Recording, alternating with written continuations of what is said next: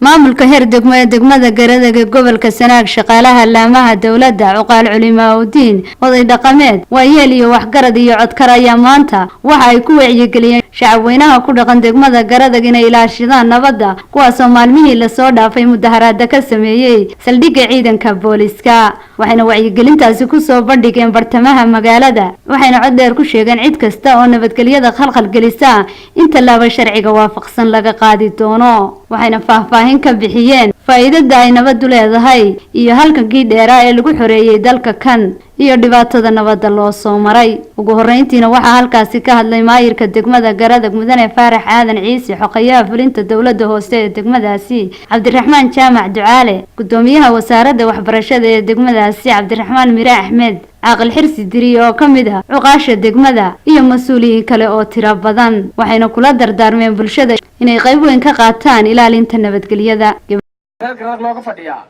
waxa la wixii halka dhibaato ka dhacay maxaa ku leeyahay gaadiid la burburiyay iyo dadkii dhaawacmay iyo wixii meesha qasaare ka dhacay iyo wixii xukuumad soo meesha isugu soo gurmaday wixii oo dhan waa yeelkeeda dusha ka saaranta inagina waa nagis baqli weyn war waxaan yahay wala xalilayahay ka jooga inuu rag iyo dumar bal lahaa waa la diiday dadka naftooda lagu qamaanay waa dadkeedii dhalinyarada ciidamada saas oo kale ay noqonayaan waxa weeye adeerayaal ammaanku waa wanaagsan yahay nabadgelyo wanaagsan wixii aad nabadgelyo ku weydana xoog ku helimaysid iyo tiirniin iyo awood aad ku helaysaa ma jirto saldhigyada dawladuna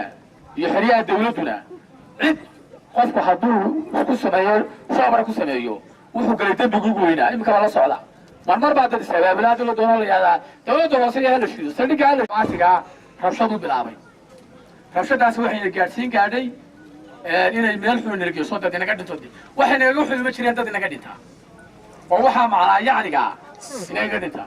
qoladana idinka la xidhayay iyo dadka kale sayeena waayeelkii luqaasheeni dhaqankeeni oo aad uga tiraysan dhibaatadii ka dhacday magaalada caaqilkeena ugu daala weynaa xisi diriyacay waa inoo baryatay xukuumaddii buu inoo baryay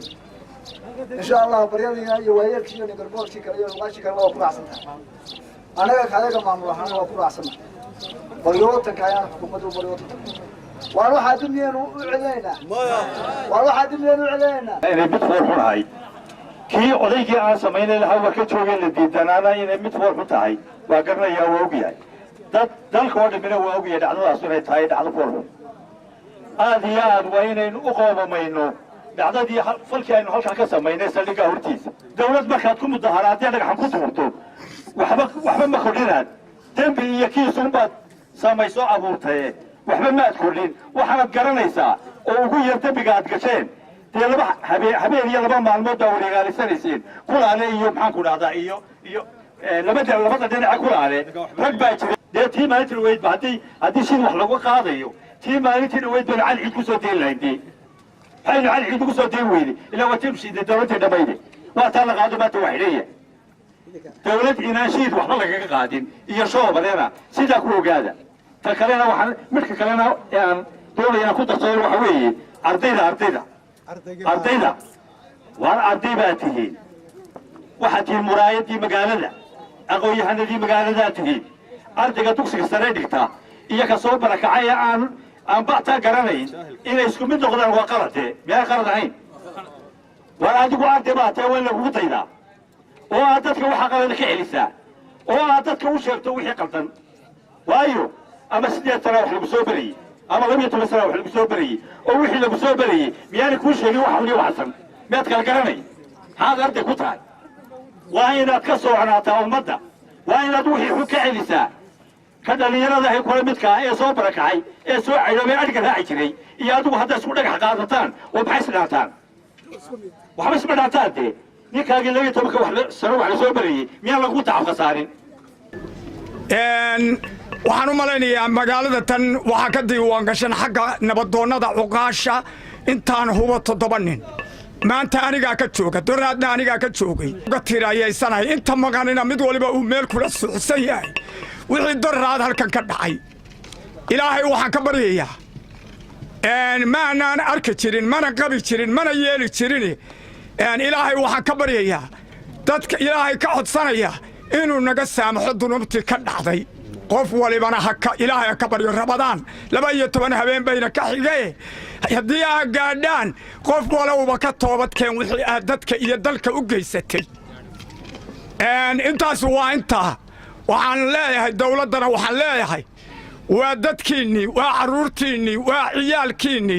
idinkana sida aan ilaahay idinkaan ilaah la sinayn ee basharkii ah idinkana waxaan idinka codsanayaa inaad naga saamaxdaan dunuubta aanu geysanay inay naga saamaxdo dawladdu damo qofowna ay soo gurman waxana inoo xeera wixii halka aan warto waxaan ka raacsanahay waxaanu dhignay dawladeey noo dulqaado xirsi diriyaan ku raacsana noo dulqaadatay wala waxa dhacay intii 27 sanadood dalka lagu jiray baa dhalateen dadka wixii ka horeeyay inta waa garanayaan waxay ku noolaayeen ee la soo mareen dalkan ee ka soo maray way garanayaan hurda ma aqoon hurdada gurigaaga sariirtaada laga kireenay lagu soo dhacay dawladii dalka haysatay kugu soo dhacay oo hooyada maanta idin soo kartay halka idin ku haysta waxa laga yaabaa qori dabadii lama dhaca oo banka lagu kufsada oo jeexa la tagay ilaahay baan beeru sheegay aniga waa la xiro ragii xasuuqa lagu xiray baan ku dhacay jeelka beera midkaan ninka dadkii midkaan loo yaqaan baan dul fuulay inta halka loo fuulay wuxuu yiri sabab iska dhigaya metelaya hablihii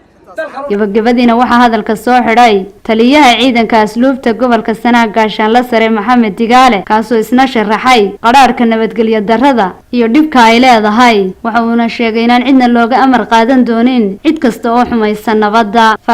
waxaan hayaa maaha wixii la soo maray ma oga aad baan ugu xunahay malaabaydin taariikhi iyo xumaan idinma qorin dad dhalinyarabaatiin dad waxbartaba u badan tihiin dad iskuullaba u badan tihiin dad wax la soo barayba u badan tihiin dadkii mustaqbalka u badan tihiin dadkii soo korayaba u badan tihiin dadkii dhulka maxaa u bixi dhulka u badan tihiin waxaan ku dardaarmayaa wixii aad samayseen dhalinyara iyo horbaadka u haydeen waxaasi wax soconaya maaha waxaasi wax wanaagsan maaha waxaasi wax xun weeye waxaasi wax dhalinyaro iyo dadnimo iyo dad u wanaagsan maaha dawladan wax la soo maray waxay daan marayn karayn waxay daan la marayn karay bay soo martay degmadan iyo deegaanka iyo Soomaaliland soo martay waxa dagaalo iyo rabsho looma baahna waxa lagu tartamayaa waa horumar waxa lagu tartamayaa waa waxbarasho waxa lagu tartamayaa waa kala horeyn waxa lagu tartamayaa waa horu socodsiin waxa way tartan baa lagu jira horumareed laguma jiro tartan muxuu ahaa xumaan iyo walaaq iyo qurur iyo qabyaalad iyo wax xun oo uraya looma baahna la dhagayna fura waxaan idinka la hadlayaa waxaan idin sheegayaa dhalinyarooy hareeraha tubada dhalinyarada yaryarey ee la adeegsanayay ee la wax loo sheegayay ku wax sheegaya noqda nin idinka weyn oo iska waayeela ama qof xun oo dan leh ama qof xun oo qabyaalad ku dhuumanaya ama qof xun oo harag uraya muxuu ahaa sanka saaraya yuu idin qanti nabiga maxamed ku saliya idinka idin sheegayna talada idin siinayna waxa wanaagsan horta qaata horseed u noqo horseed boordinahay soo dabagal ساسا دكتورنا وين فضحايسين waxaan jiri baa sheegteen baa sameeyeen dhalinyarada haydeen baan kala garay waa kii shay iskuulka sheegayay kuwa dugsiga sare dhigtay kuwa dugsiga hoose dhigtay waa ku jiray wartii wuxuu kala garay waa idinka aad ka baxay baa kala garay waay iyo kii jaamacadda maanta bari u baasay baa kala garay aqaligeenu ha koro aqaligeenu kursiya fakirkiina kursiya haru waxa weyn fikirtaa maskaxda ka shaqaysiisa ayaa waxa ku soo gaabay aqalkiina ha koro aqaliga ka kora cilmigiina ha cido horumar ha noqdo waxa weey aad baa lagu xumaay nima dugsiga sare barayo qaloosha galay alees cadeeyo iyo qalanta ku jirooye waa looga intii dhirta gashay waa looga intii iskuulka baqay waa looga yahay alees ku cadeeyay dambiga anigu kuma nacday alees ku cadeeyay inaad dambiga tahay oo dhirta gashay waxa laga shirtay maxaad ordaysaa maxaad ordaysaa oo ka maqnaa هذا نمع الكتاب يقول يا جماعة شوفتها هل كان عندها شرعي وتشتري عندها رجع حباله وكتير رجع حباله وكتير